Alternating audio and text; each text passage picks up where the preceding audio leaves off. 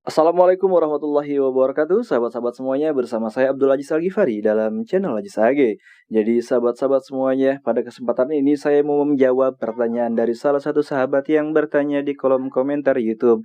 Pertanyaannya sangat simpel sekali dari salah satu sahabat ini. Kenapa ketika saya melantunkan ayat suci Al-Quran, melantunkan sholawat Nabi, melantunkan syair-syair, melantunkan apapun yang berhubungan dengan suara saya itu terdengar, sedap didengar, enak didengar, tetapi ketika mendengarkan hasil rekamannya, suara saya kok terdengar sangat aneh sekali, bahkan tidak enak didengar. Baik sahabat-sahabat semuanya, pada kesempatan ini saya akan berbagi kepada sahabat-sahabat semuanya untuk menjawab pertanyaan yang dilontarkan oleh salah satu sahabat ini.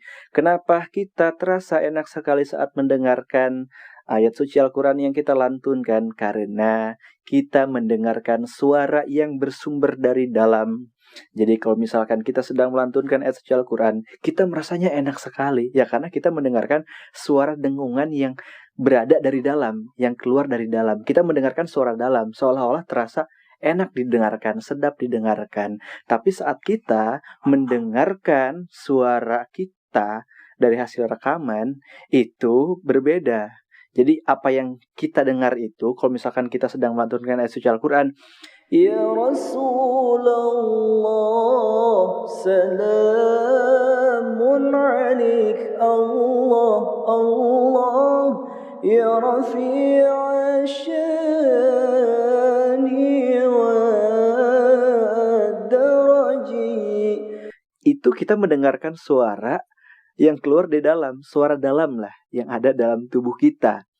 Nah, sedangkan suara rekaman itu adalah suara yang orang lain dengar.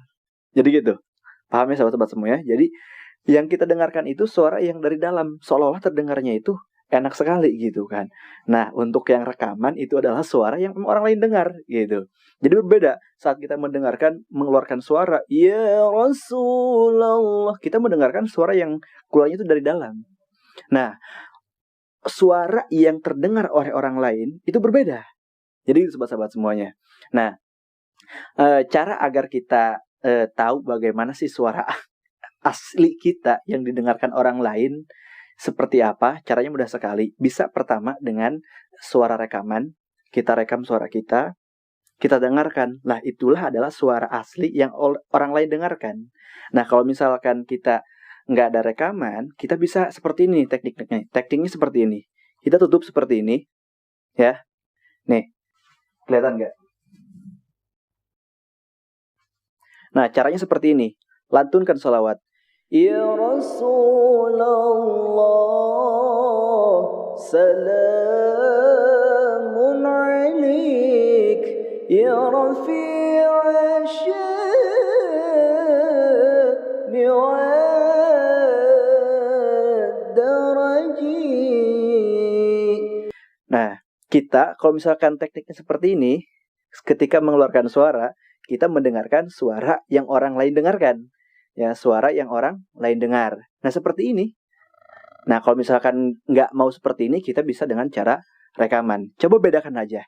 Saat sahabat melantunkan seperti ini, Ya Rasulullah, tutup seperti ini, akan ada perbedaan. Nah, kalau seperti ini, itu suara yang keluar dari dalam tubuh kita. Jadi itulah, jadi kayak enak gitu kedengarannya. Nah, kalau seperti ini berbeda. Kita mendengarkan suara asli yang orang lain dengarkan. Jadi gitu sahabat-sahabat semuanya. Ya Rasulullah, bedakan saja ya. Ya Rasulullah, salamun alaik, Allah, Allah, Ya Rafi'a syani wa daraji. Jadi itu sobat-sobat semuanya ya, kenapa suara yang kita lantunkan itu kok berbeda dengan hasil rekaman? Ya karena kita mendengarkan suara dengung yang keluar, suara dalam gitu kan. Seolah-olah terdengar lebih enak.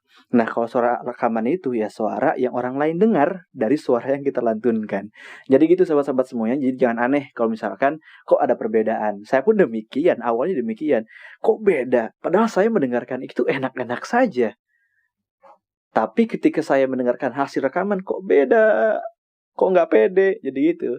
Ya karena yang direkam itu adalah suara yang orang lain dengar dari suara kita. Jadi gitu sahabat-sahabat semuanya. Intinya jangan pernah berhenti untuk berlatih suara. Dimanapun kita berada, tetap lantunkan, tetap latih suara. Bagaimana cara kita melatih suaranya? Sangat simpel sekali. Kalau misalkan kita suka sholawatan, kalau misalkan kita suka baca Al-Quran, baik nada murattal ataupun nada kiroat, atau kita suka melantunkan syair-syair nasyid, ataupun lainnya yang berhubungan dengan suara, maka keluarkanlah suara kita, latih setiap saat, supaya suara kita terasa, dan semakin bagus. Dan kemudian kita juga jangan pesimis kalau misalkan kita dilahirkan dari orang yang memang tidak memiliki suara bagus, karena suara bagus itu bisa dicapai oleh siapapun.